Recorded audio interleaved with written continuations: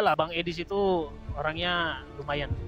Apanya lumayan? Banyak Kristen bilang, giliran nanya ke Islam dia detail banget, giliran Nggak ditanya apa-apa, Pak Kristen. Ustadz. Itu kan Edis, Edis, saya. Saya bukan Edis, yang penting saya berbagi, saya hanya ngasih orang tua aja. Iya, enggak, apa teman-teman Kristen itu sering datang ke sini bilang, maaf Ustadz, apa namanya itu, Edis bukan perwakilan Kristen loh Ustadz.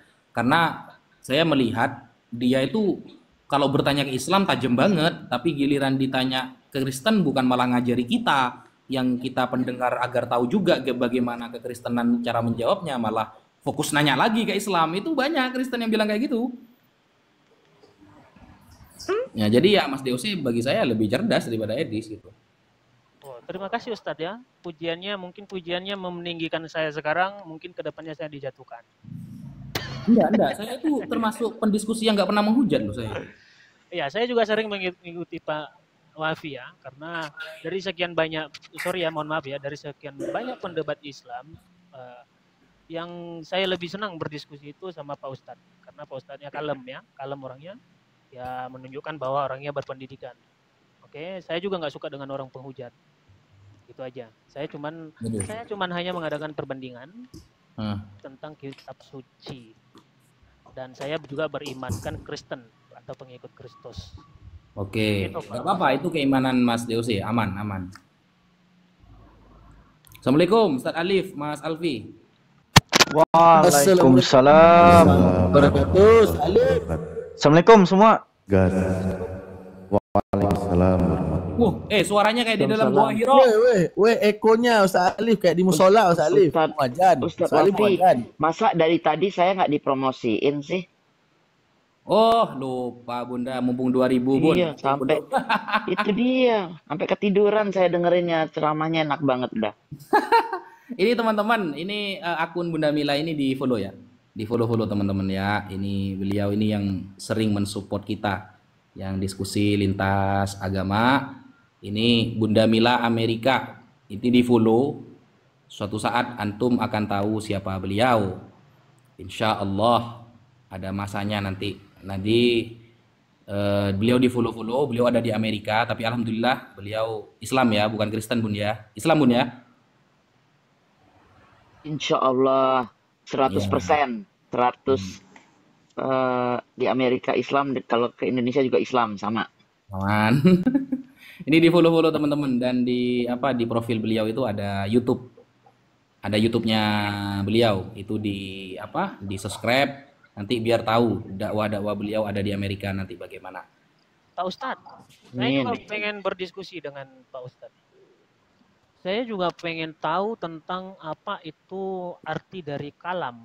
Apakah kalam itu ciptaan atau memang sudah dari sananya kekal?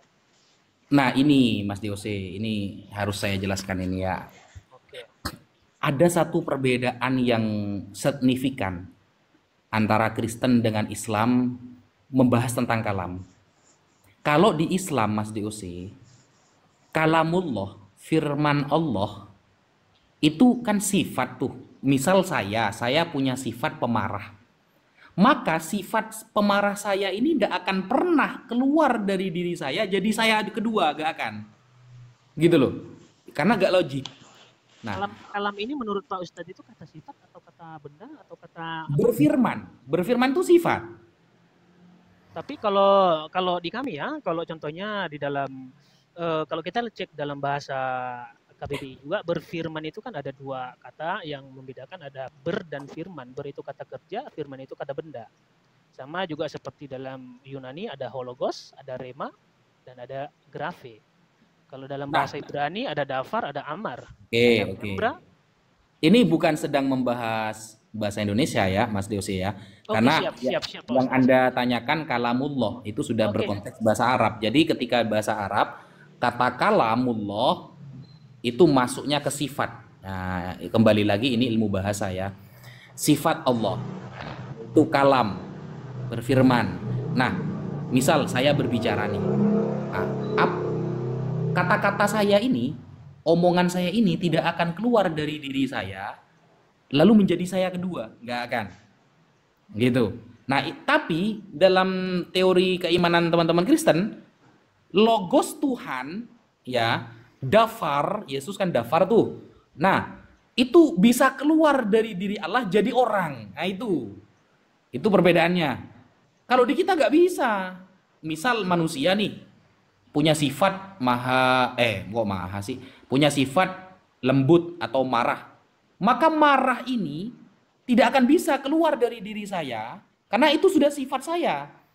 Keluar dari diri saya lalu jadi saya kedua, nggak akan.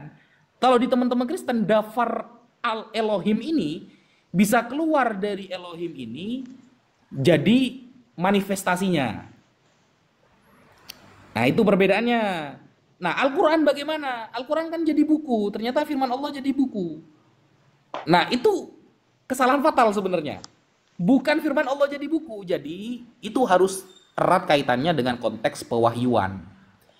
Allah bukan mengucapkan sesuatu langsung jadi buku, bukan. Tapi Allah menciptakan sebuah kata-kata, ansha'ahu birukumihi fil lauhil mahfud. Makanya di dalam surah Al-Buruj ada ayat fi lauhim mahfud.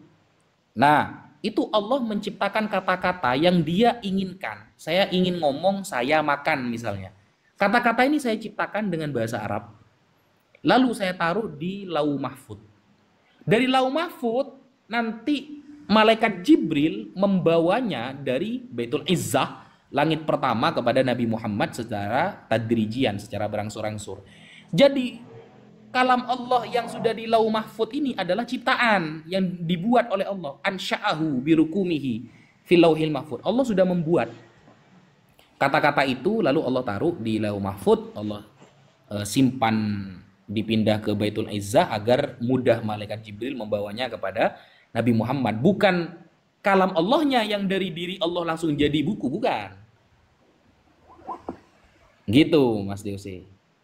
Aku jelaskan juga menurut pandangan saya ya. Ya, gimana itu? Jadi saya tahu saya ya, mungkin nanti Pak Pendeta, Pak Budi Asadi mungkin bisa bantu nanti kalau saya salah. Ya, kalau di dalam Kristen, kita memahami, kalau dalam konteks bahasa Yunani, kita memahami ada 3 yang membedakan tentang firman itu, atau kalam itu ya.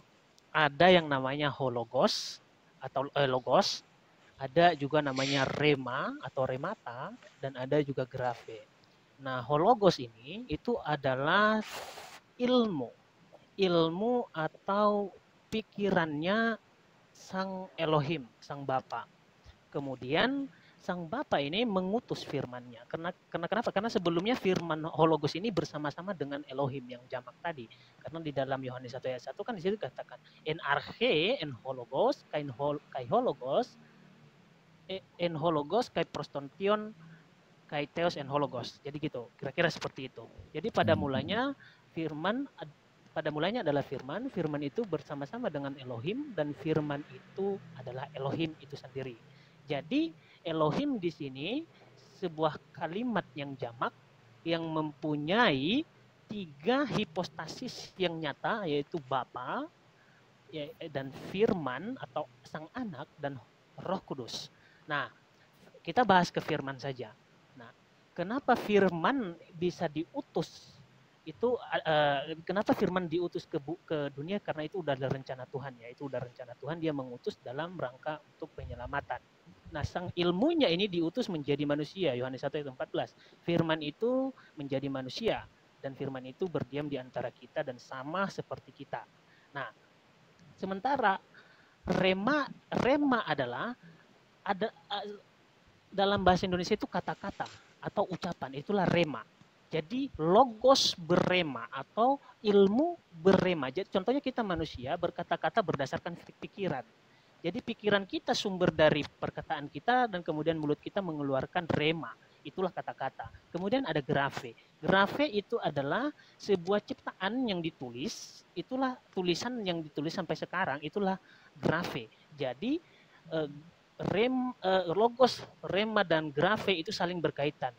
Tadinya logos yang telah menjadi manusia, kemudian berrema kepada murid-muridnya, dan kemudian remanya ini dicatat menjadi graphe sehingga terciptalah sebuah buku. Itulah logos, rema, dan graphe. Ada 3 yang membedakan. Ya mungkin cara teologis kita berbeda ya Pak Ustadz. Ini pengertian menurut keimanan kami. Yesus ini kan dafar kan ya? Ya, Dia termasuk yang berfirman di Kejadian 1 itu enggak? Maksudnya yang di Kejadian 1 ketika Tuhan berfirman, itu Yesus juga enggak? jadi di dalam Kejadian 1 ayat 1 ya, di sana dikatakan pada mulanya Tuhan menciptakan langit, Elohim menciptakan langit dan bumi. Itu kan dipakainya di situ kan jamak ya. Kita tahu Elohim itu adalah sumber Bapa. Itu di 1 Korintus 8 ayat 6 ya. Satu Allah saja yaitu Bapa. Jadi Bapa ini mempunyai dafar. Jadi Bapa mempunyai dafar. Itulah yang mengerjakan segala sesuatu. Jadi yang menciptakan itu adalah dafarnya, dafar Elohim. Berdasarkan kehendak daripada sang Bapa itu, sehingga dafar menciptakan. C. Berfirmanlah Allah, jadilah terang, maka terang itu jadi. Berfirmanlah, itu Yesus bukan? Berfirmanlah, jadi di situ kan ada kata kerja kan, ada kata kerja, ada kata benda. Berfirmanlah, jadi yang mengerjakannya itu firmannya, dafarnya. Itu gimana? Karena itu bukan dafar ya. Yang saya tahu itu apa gitu ya. Kalau dalam Targums Yahudi, itu setara dengan membra. Pak Ustadz kan punya Targums Yahudi ya. Dafar itu kan setara dengan membranya Elohim. Memang ditulis Amar itu, sama dafar sama nggak? Ya beda. Kalau Amar itu setara dengan rema. Amar setara dengan rema. Ya. Yesus ini di bagian mananya? Dia kan dafar. Jadi yang yang berrema di situ sebenarnya dafarnya, membranya Elohim. Yang berfirman dafarnya. Ya. Tapi kalimatnya amar. Ya itu juga kalau saya nggak punya bukunya nih. Ustadz Wafi, izin Ustadz. Iya. Rema itu menurut Bible setara dafar, bukan amar. Enggak, rema itu setara dengan Alfi amar. bisa buktikan masalahnya. Yohanes 17 nomor 8 itu rema di sana itu sepadan dengan dafar. Ya coba Mas Alfi dibuka. Izin, boleh ya? Oke, silakan. Izin ya? Ya. Alfi buka kamera nih, bentar. Ya soalnya saya melihat kalimat di Kejadian 1 berfirmanlah. Itu kan amar, bukan dafar gitu loh. Kita coba buka di Yohanes 17 nomor 8. Di sini kan dikatakan hotita remata adedokas moi dedoka autois kai autoi elabon dan seterusnya.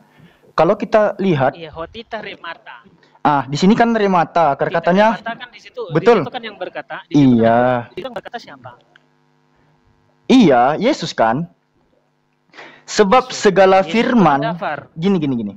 Sebab segala firman yang engkau sampaikan kepadaku telah kusampaikan kepada mereka. Firman di sini kan datangnya bukan dari kata logos tapi rema, betul? Hotita remata, sebab remata, di sini kan definisi artikel, remata di sini yang diterjemahkan sebagai firman. Sebab firman atau sebab segala firman adedoka yang telah disampaikan rema kan? Nah, coba kita lihat di sini. Iya. Iya.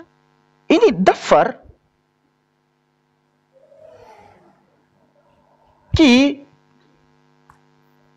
Defareka, dafar kan? Coba bentar ya. Coba. Aku pengen tahu. Iya. Betul kan Ustaz? Ya, dafar kan? Dafar di sini. Iya, dafar. Gini. Setahu Alfi, kalau logos itu kan gini Mas Alfi. Ya silakan Ustaz. Kalau nanti dafar ini logos ya, logos itu Yesus dan itu maksudnya dalam diri Tuhan yaitu dafar itu dan Yesus itu sebagai logos itu akan kacau di ayat yang lain nanti. Ada yang logos itu kayak diuji oleh iblis apa dan sebagainya kan gitu kan nanti kan. Nah, dan juga gini. Sebenarnya Masoretik tes ya. Masoretik ya? Ya. Bukan, ini Hebrew New Testament, bukan Mesorah. Ini kan perjanjian Oh, saya kira baru. Mesorah itu. Ya kita tidak menggunakan Hebrew itu, kita kan Masoret. Mesorah Loh, mah ini kan perjanjian baru. ini kan perjanjian baru. Mesorah mah punya Kalau perjanjian tanah. baru pakai Tektus lah. Iya. Tektus atau Leningrad ya, Leningrad kan?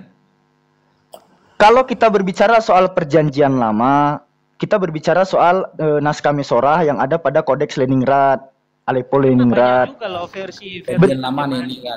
Bentar Bang. ada versi terjemahan. Banyak. Iya Bang, bentar Bang. Kalau kita berbicara soal Old Testament, perjanjian lama, kita kan berbicara soal Aleppo Leningrad misalnya kan, WLC. Kalau yang di Yunani itu Septuaginta. Nah, kalau New Testament, perjanjian baru, kita kan ngambil dari salinan mayoritas Textus Receptus atau SBLJNT. Nah, Ibraninya itu Hebrew New Testament, HNT. Ya. Hebrew New Testament. Mesorah nggak ada di perjanjian baru. Mesorah mah tanah punya. Iya. Nah, Punya perjanjian lama aja. Perjanjian tadi Alfi dengar juga firman dalam bahasa Yunani ada 3 apa aja tadi Bang? ada logos, rema, dan graf. Logos, rema, dan grape. Oke. Saya pengen tahu kalau dikatakan logos, kita misalnya ke Yohanes 1 nomor 3. Kan di sini dikatakan segala sesuatu dijadikan oleh Dia. Dia di sini kan merujuk kepada hologos tadi, betul? Iya. Oke. Segala sesuatu dijadikan oleh logos. Logos kan kata benda di dalam Bible itu sendiri, di dalam keimanan Kristen, betul? Nah, Iya, logos. setahu saya, kata kerja dari logos itu adalah lege, betul? Betul ya? Misalnya kalau Lego. Lego itu Lege. masinon, Ustaz. Lege itu kata masinon. kerjanya, kai lege dan berkata atau lalu berkata, kan gitu ya. Masalahnya gini, Bang. Kalau kita berbicara soal kejadian tadi, kejadian 1 nomor 3, di situ nggak menggunakan lege dalam menciptakan terang, Bang. Tapi eipen. Eipen itu kata kerja dari kata benda eipo. Ya. Kai eipen hoteos genetopos kai egenetopos. Nah, kalau kita lihat pun tadi yang diucapkan Ustadz Wafi ya, Amar dan Dafar Elohim itu sama atau beda? Jelas beda, Bang. Beda. Di sini kan menggunakan Wayomer Elohim Yehior wa Yehior. Di sini Amr, Bang. Amr itu sama Dafar Elohim itu jelas beda. Pada saat Amar Elohim itu ada di dalam kitab suci, pasti segala sesuatu itu ada yang terjadi di dalamnya. Ya, tapi untuk menjelaskan dafar itu sebenarnya itu di Targum sih ada itu terjemahan. Seharusnya Pak DOC, Yesus itu setara hasil dari Amar itu. Terang itu Yesus. Maka terang itu jadi itu seharusnya kalau mau pakai. Ya, jadi gini. Mungkin itu nanti saya dalami lagi ya. Nah, lalu soal graf, Nanti saya dalami. soal grape. Kita nanti boleh juga ini dikaji. Kalau nggak salah di Prakheis, kisah para pewarta ya, kisah Soalnya para kita rasul. pakainya Septuaginta, Pak. Septuaginta. Itu kita berbicara perjanjian lama. Saya pun pakai Septuaginta barusan tadi itu perjanjian lama. LXX. Nah, coba kita lihat di dalam Prakheis atau kisah para pewarta pasal 8 nomor 35. Nanti saya pengen tahu ya. Di sini kan maka mulailah Filipus berbicara dan bertolak dari nas itu, ia memberitakan Injil Yesus kepadanya.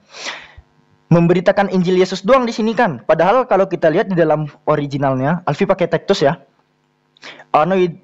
Anoisas de ho Filipos tostoma autu kai arkamenos apotes grapes tautes, grapes di sini. Akar katanya kan grapa bentuknya. Grapa itu bukannya scripture ya. Kitab suci artinya. Iya, Menulis, ya kan? Itu menulis. Itu kan tulisan itu. Memberitakannya dengan tulisan. Mana Injil Yesus yang berupa tulisan yang dibawa Filipus itu? Nah, Nah, itu.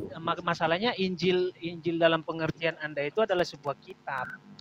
Oh, Sementara Kami- Injil itu adalah kabar baik. Ya, kalau Gini, Bang. Kalau kami kalau memahami kata kitab, kami nggak selalu memaknai kitab itu harus buku, Bang. Karena kalau ditarik ke akar kata, gini ya, kitab kalau Ya, itu kan ditarik tadi ke udah akar dibahas, Bang. kata, itu kan kataba artinya ketetapan. Oke lah ada dibahas.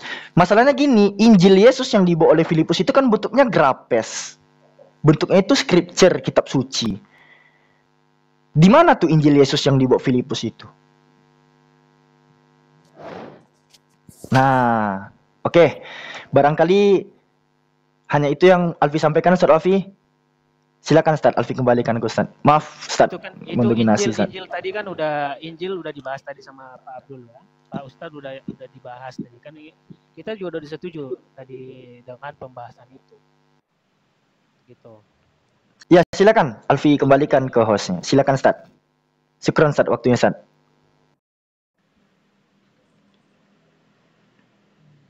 Ya, jadi gini loh.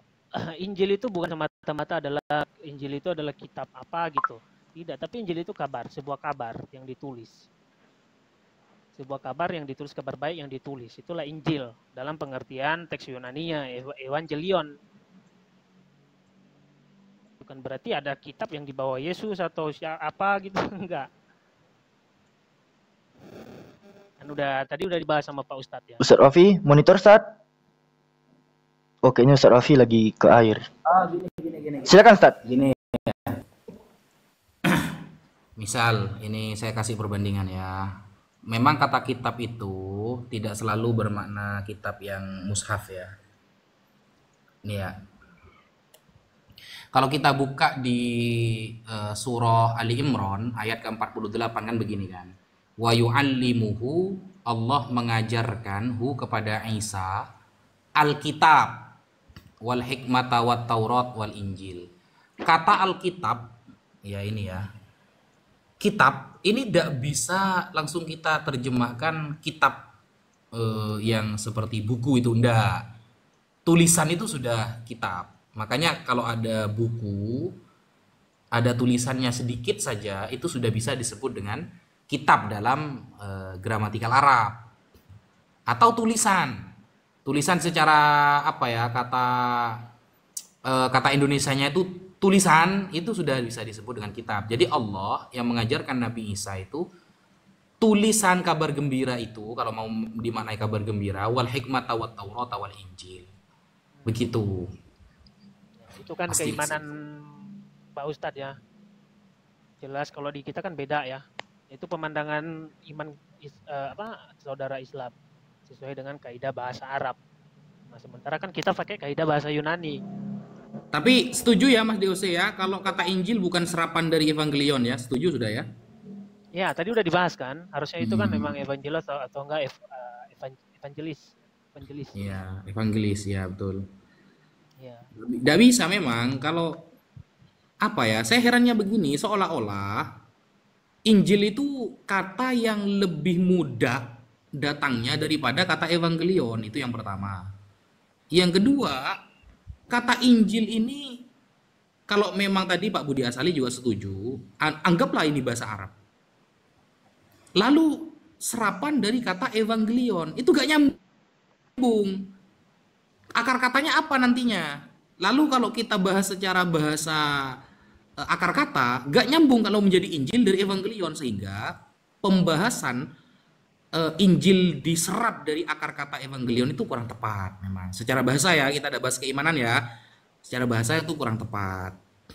Makanya kata Injil kalau kita lihat di dalam bahasa Semitik, ya itu ya tetap tidak jauh-jauh dari Injil bahasanya. Bukan Evangelion, malah jauh nantinya. Oh.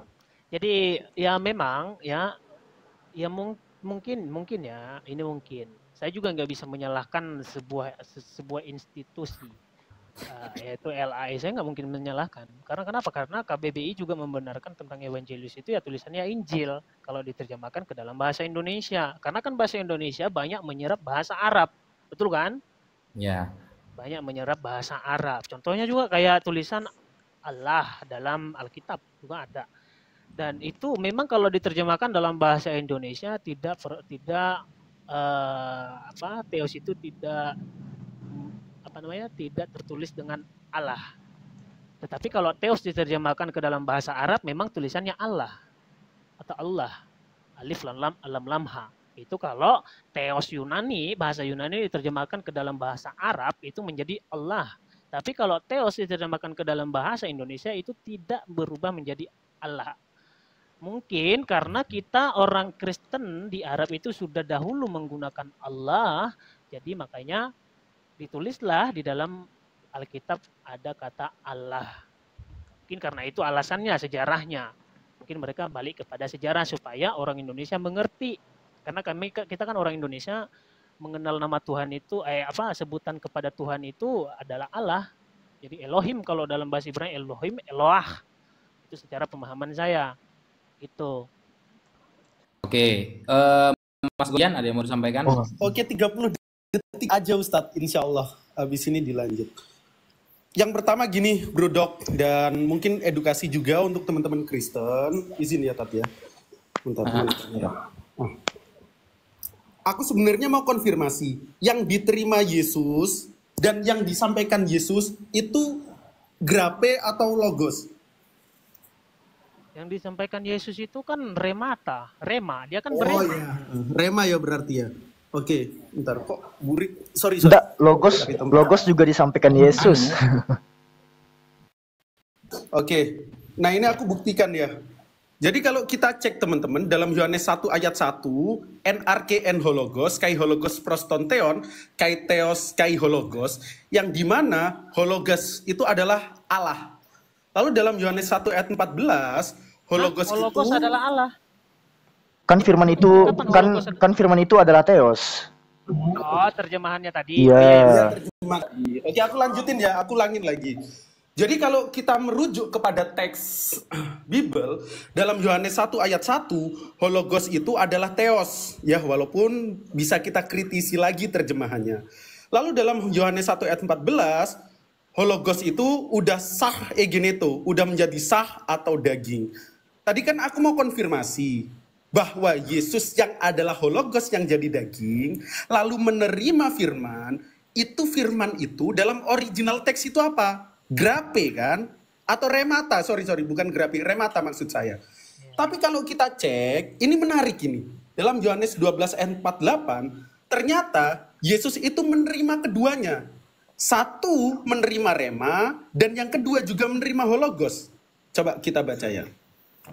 Barang siapa menolak aku dan tidak menerima perkataanku, ia sudah ada hakimnya, yaitu firman yang telah kukatakan.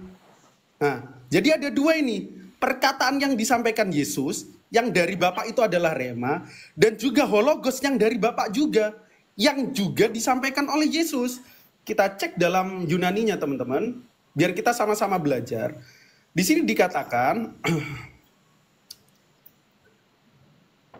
taremata, the words, mo, eke, ton, krinonta, auton, hologos, hon, elalesa.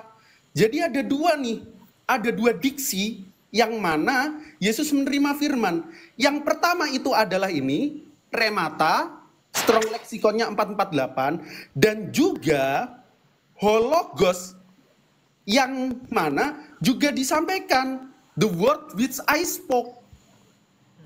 Jadi selama ini teman-teman Kristen itu salah memahami ketika Yesus menerima firman, ternyata yang diterima Yesus bukan hanya remata saja, melainkan hologos juga diterima dan diucapkan Yesus, the word which I spoke. Nah, kira-kira gitu sedikit masukan dan catatan kaki buat Brudok ya, agar dipahami. Bang Gol. Saya kembalikan ke Al-Fadil Ustadz Wafi. Bang Gol. Gimana? Gimana? Itu kan dia menerima hologos, nanti diberikannya tuh di Yohanes 17:14 coba, Bang. Betul, di sini dia dikatakan menerima hologos, dan hologos itu hon elalesa, disampaikan dan dikatakan. Yohanes berapa, Dinda? Yohanes 17 nomor 14. Kan kalau dikatakan Yesus itu menerima firman, kan kalau kita menggunakan Yohanes 17 nomor 8, Kristen bisa mengatakan di situ firman itu adalah rema, ya kan? Nah, coba lihat di ayat 14-nya. Apa dikatakan di Yohanes 17 nomor 14? Aku telah memberikan firman-Mu kepada mereka, dan dunia membenci mereka, karena mereka bukan dari dunia karena mereka bukan dari dunia, sama seperti aku bukan dari dunia. Aku telah memberikan firmanmu. Firmanmu di situ tuh menggunakan hologos juga dalam bentuk non akusatif, ton logon bentuknya. Alfi bisa tunjukkan kalau Silakan. teman-teman. Dinda. Saya Ya, kebaca. iya. Aku telah memberikan firmanmu. Firmanmu di sini kan jelas katakan ego dedoka autois ton logon. Ton di sini adalah definite artikel karena bentuknya non akusatif dari kata logos. Di sini menggunakan kata logon, maka definite artikelnya itu pun mengikuti menggunakan kata ton dia, bukan ho. Jadi Yesus pun tadi sudah dipaparkan oleh Bang Goldian bahwa Yesus menerima hologos dan diberikan pula kepada murid-muridnya hologos tersebut. Nah, masalahnya gini juga nanti tuh Bang Goldian. Coba aku pengen tahu kalau logos itu memang dimaknai sebagai firman. Ini ya. Kalau memang hologos itu atau logos itu dimaknai sebagai firman, Kisah Para Pewarta pasal pertama nomor pertama, ton men proton logon. Logon di sini pun adalah non akusatif dari kata logos. Kok diterjemahkan sebagai buku? Hai Theophilus, dalam bukuku yang pertama, ini logos jadi buku. Kenapa ini? Bukan firman. Kenapa dalam firmanku yang pertama? Terjemahan baru ya. Terjemahan baru. Oke. Nah, hai Theophilus, harusnya kan dalam firmanku yang pertama, bukan dalam bukuku yang pertama. Soalnya di sini menggunakan apa? Logon adalah bentuk non akusatif dari kata logos. Kita bisa cek kok ke dalam interlinearnya. Kebetulan saya punya juga. Logos kan akar katanya kan legon ya atau logon ya. Lego, ya. Nah, Kisah Para Pewarta pasal pertama nomor pertama. Kan logon kan akar katanya logos juga kan? ya. Nih. Kenapa jadi buku? Saya heran ini. Kenapa ini Ela ini? Dalam bukuku, harusnya kan dalam firmanku yang pertama gitu. Ya. Itu case-nya tadi apa? Akusatif atau apa itu? Nominatif. Kalau dalogon itu akusatif, non akusatif maskulin singular. Akusatif ya. Iya sama aja seperti yang di Yohanes 17 nomor 14 tadi, ton logon di sini, ton dan logon. Sama kok, sama. Yohanes 17:14 tadi. Nih, Ya. sama. Bentuknya akusatif. Mungkin itu nanti saya tanyakan ya kenapa bisa gitu ya. Mantap. Iya. Ya, saya juga nggak mau jelasin secara asal-asalan, nanti saya kena marah sama Tuhan, nanti nggak boleh. Jadi kalau dikatakan firman di dalam bahasa Yunani itu ada logos, rema, dan grapa, itu ketinggalan satu lagi Bang DOC, ada eipo juga. Karena Tuhan menciptakan terang dalam Kejadian 1 nomor 3, dia menggunakan eipennya di sana, eiponya di sana. Bukan logos, bukan rema, maupun bukan grapa, tetapi eiponya. Atau Ya, amernya. Sulit. Emang sulit pembendaharaan kata Yunani ke Indonesia itu emang sulit Bang. Aku juga belajarnya ini lama loh, tapi masih kurang. Saya masih mau belajar lagi. Jadi untuk saat ini saya belum bisa jawab itu. Ya nggak apa-apa Bang. Ya, mungkin saya nanti tanya kepada guru saya. Oke. Ini ada nih Pak Budia Sali gurunya Bang. Pak Pendeta. Pak Pendeta. Sakit gigi Pak Pendeta ya. Gimana Pak Pendeta? LAI buat logos jadi buku Pak Pendeta. Gimana itu Pak? Ya, nggak tahu saya. Oh nggak tahu. Terima kasih Pak Pendeta. Ya silakan. Jangan Alfi yang mendominasi. Mohon maaf. Alfi masuk lagi. Silakan Saya yang lain. turun dulu ya, Alfi. Oh Selamat malam semua. iya Besok iya. masih khotbah saya. Iya Pak Pendeta. Tadi Bang, Silakan istirahat. Bang siapa namanya? Bang Alfi, coba Siap, Pak Budi. Siap. Bang Alfi coba tadi itu ayat-ayatnya tertulis di mana coba? Kalau logos diterjemahkan oleh LAI sebagai buku itu di Kisah Para Pewarta pasal pertama nomor pertama. Kisah Para Rasul. Ini kok ada yang dilaporkan ini? Siapa? Nggak tahu. Bukan Alfi, Ustaz. Tamu Anda ada yang ujaran kebencian ini. Siapa? Masa aku? Bang Deose. Oh ya. Siapa? Nggak ada situ akunnya, Ustaz. Iya, nggak ada tapi. Salah satu tamu Anda ada yang melanggar komunitas kami, ujaran kebencian dan apa ini? Goldian mana Glenn? Bang Goldian turun ada angkat telepon katanya, Ustaz. Bang Goldian, Ustaz. Angkat telepon. Disilang aja Ustaz Rafi, nggak apa-apa, Ustaz. Ya, terus. Saya TikTok diam aja ya. Ustadz Alif juga diam aja ya. Awas kalau Ustadz Alif ya. Saya ke kantor TikTok. Saya masih diam, saya masih ngantri TikTok. Awas nanti saya lapor balik. itu mungkin karena tadi penyampaian narasinya merupakan intimidasi kan. TikTok membacanya seperti itu. Siap. Ada seperti itu. Sekarang tadi ayat-ayatnya di kalau logos jadi buku di Kisah Para Rasul pasal pertama nomor pertama. Nomor pertama. Lalu Yesus memberikan hologos yang diterima dia di Yohanes pasal 17 nomor 14. Dalam bentuk non akusatif ya, ton logon di sini, pakai definite artikel lagi loh. Ini sepadan dengan hologos ini. Aku kurang bisa main gramatikalnya soalnya. Oh iya udah nggak apa-apa. Ya. Terus apa lagi tadi satu lagi tuh? Ini saya tadi bawakan Yohanes 1 nomor 3. Kalau dikatakan autois di sana, auto di sana, dia di sana yang telah menjadikan segala sesuatu. Dia di sana kan menurut kekristenan adalah hologos tadi. Nah, sementara yang saya dapatkan di dalam Septuaginta Kejadian 1 nomor 3, Tuhan itu menciptakan terang menggunakan eipennya atau menggunakan amar Elohim ya, bukan dafar Elohim ya. Itu di mana tadi? Kejadian 1 nomor 3 menggunakan LXX ya, Septuaginta dan WLC. Western Leningrad Codex. Amar Elohim dan Eipen Hotheos, bukan Legio Hotheos ya, tapi Eipen Hotheos di sini. Itu LXX ya tadi. Iya, Septuaginta. Septuaginta, oke.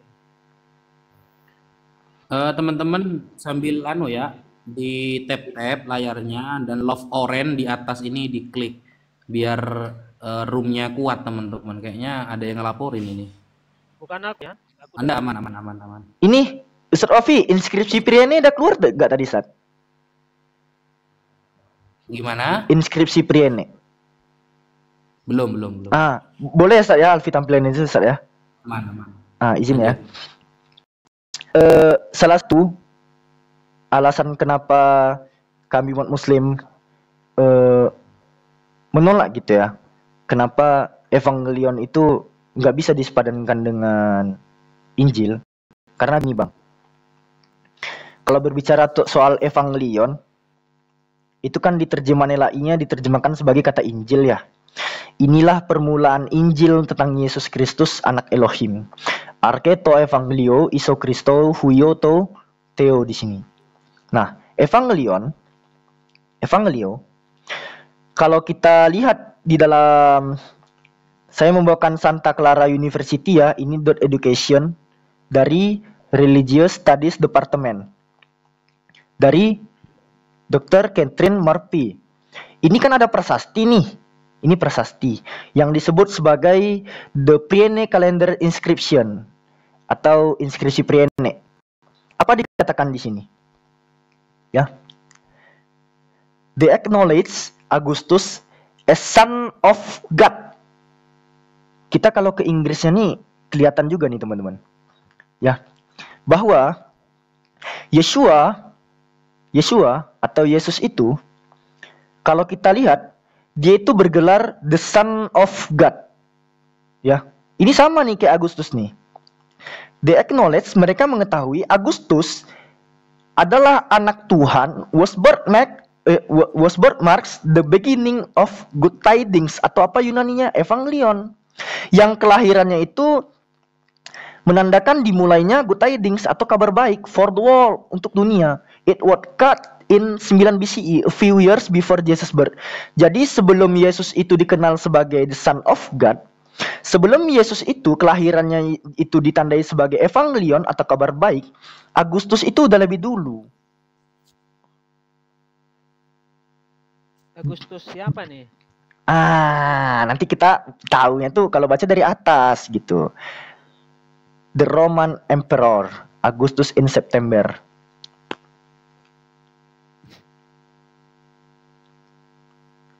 Enggak, maksudnya ini rujukannya kemana? Maksudnya itu kemana? Oh, ini kepercayaan orang Romawi ya, Bangku. Dewa-dewa gitu? Kalau dibilang dewa enggak, karena Agustus itu kaisar, bukan dewa. Oh, Kaisar Agustus.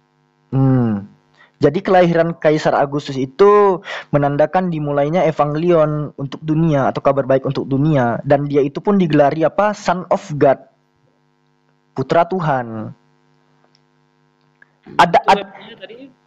Ini dari Santa Clara University, universitas yang gue bawa nih ya. Religious Studies Department. Keywordnya kalau mau cari di Google itu cari aja inskripsi Priene atau Priene inscription. Dan satu lagi, teman-teman Kristen sering mengatakan Yesus itu juru selamat. Dalilnya di Lukas pasal 2 nomor 11. Ya kan? Pada hari ini telah lahirlah bagimu juru selamat, yaitu Kristus Tuhan di kota Daud. Juru selamat ini kan dari kata soter, sotera. Hoti etet ti himin, ya. Semeron, soter hos, estin Christos Kyrios, en pole David. Soter ini pun, atau juru selamat, di website yang sama, kalau gua tarik aja ke paling bawah, apa dikatakan di sini? Sebenarnya soter itu pun jatuh kepada Agustus tadi itu. Ini soter. Huruf sigma, omega, tau, hetero. Gitu. Soter sama nih. Sigma, omega, tau, hetero. Soter, juru selamat. Ini kenapa punya Agustus dipakai gitu loh. Ya mungkin kan itu bahasa Yunani ya, mereka pasti ngomongnya pakai bahasa Yunani. Kabar baik atau tetap kabar baik tulisannya evangelion contohnya. Masalahnya itu kan berbicara tentang konteks bahasa, Bang. Itu bukan tidak berkaitan dengan keimanan. Masalahnya gini, Bang. Konteks bahasa. Izin ya. Masalahnya gini, Bang. Ini imbasnya tuh ke kami gitu. Kenapa? Kenapa saya bilang imbasnya ke kami? Coba kita lihat pada Galatia 1 nomor 8. Kita ke Galatia 1 nomor 18 kalau nggak salah ya. 1 nomor 8 atau 1 nomor 18 nih. Nih. Tetapi sekalipun kami atau seorang malaikat dari surga yang memberitakan kepada kamu suatu Injil, katanya kan. Nih, suatu Injil yang berbeda dengan Injil yang telah kami beritakan kepadamu, terkutuklah dia. Di sini kan Injil yang notabene pemahaman Kristen itu Injil itu semacam kata benda gitu ya. Evangelion itu kan kata benda, non dia. Padahal kalau kita lihat di original teks ya, dia menggunakan kata kerja di sini. Evangelisetai sama evangelisameta. Ini kata kerja nih dua-duanya nih. Nah, sebenarnya pemberitaan tentang kabar baik yang dikatakan di sini itu kan merujuk kepada kabar baik yang ada di zaman Agustus gitu loh. Sebagai tandingan. Oh, kelahiran Yesus menandakan kabar baik, Agustus pun menandakan kabar baik. Kenapa pada saat diterjemahkan menjadi Injil, itu imbasnya ke umat Muslim gitu loh. Nanti seakan-akan Muslim itu tuh mengatakan, oh Muslim itu mengadakan Injil yang baru. Padahal tidak.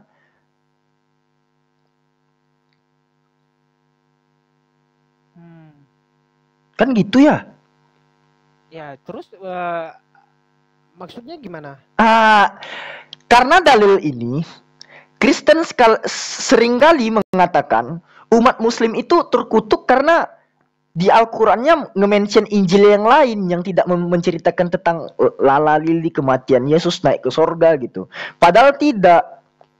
Kabar baik itu sebelum pun ditulis oleh Matius, Markus, Lukas, Yohanes, Kaisar Agustus pun udah dikatakan evangelion kelahirannya gitu. Udah dikenal di kalangan Romawi.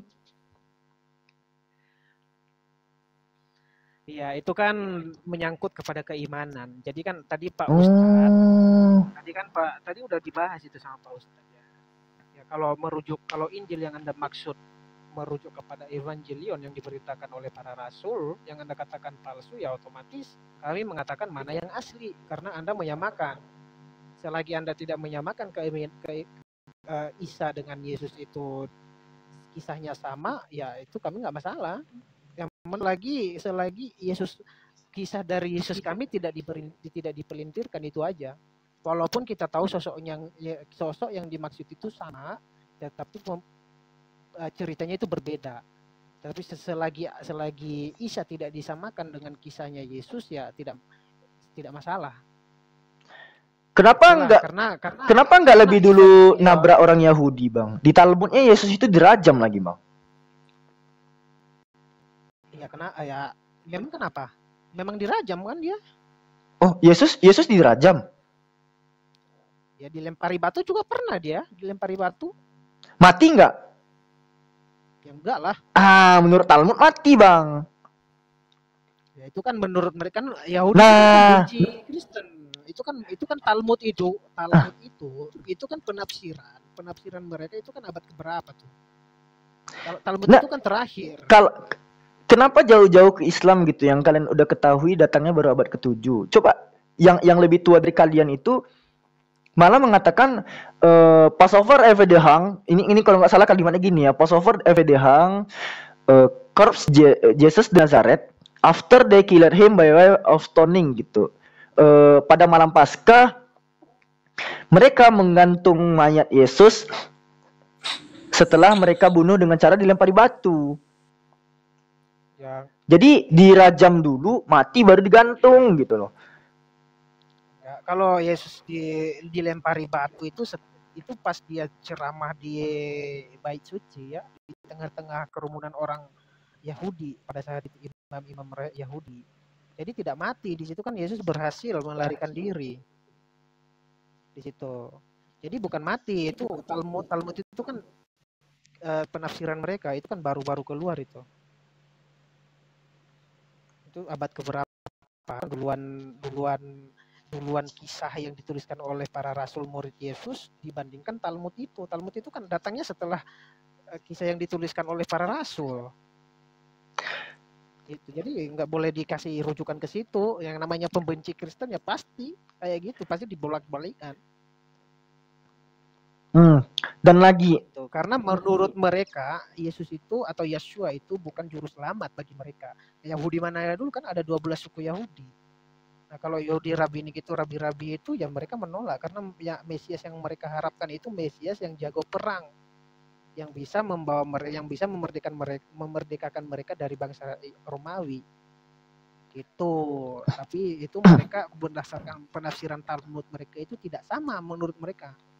Padahal standar pada saat itu yang digunakan kan standar Taurat dan kitab para nabi tentang nubuatan Mesias. Gitu. Bang, sedikit lagi nih sebelum saya ke Ustadz Alif ya. 1 Korintus 9:20, Bang.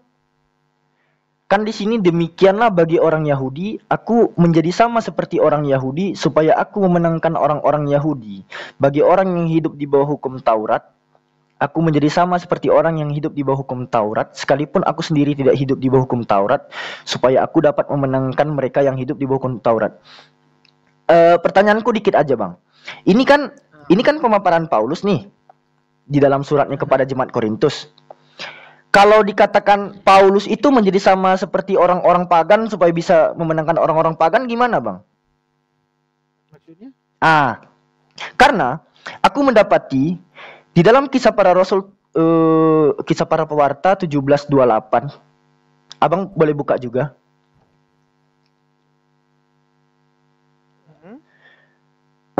Di sini, Bang.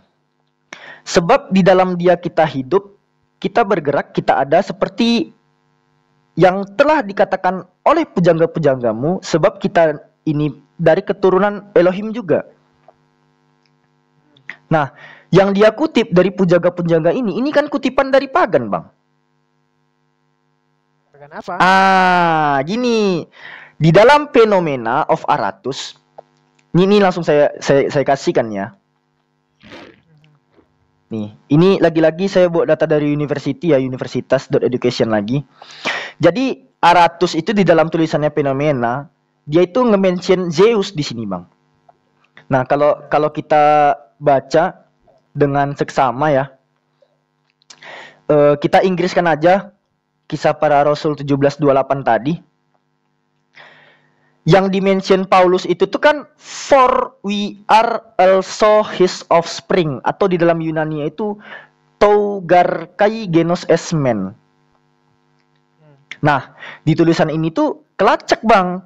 Yunaninya sama, tugar kainya nggak kebaca, genos esmennya kebaca. Tugar kai genos esmennya kebaca, atau di dalam translatornya nanti kelihatan di sini. For we are also his offspring. Namun sebelum kalimat sebab kita ini pun keturunannya juga, coba perhatikan kalimat sebelumnya. We all have need of Zeus in everything. Kita semua selalu saja membutuhkan Zeus dalam hal apapun. For we are also his offspring. Sebab kita pun keturunan-keturunannya. Ini kan syair pagan. Kok diambil Paulus, Bang?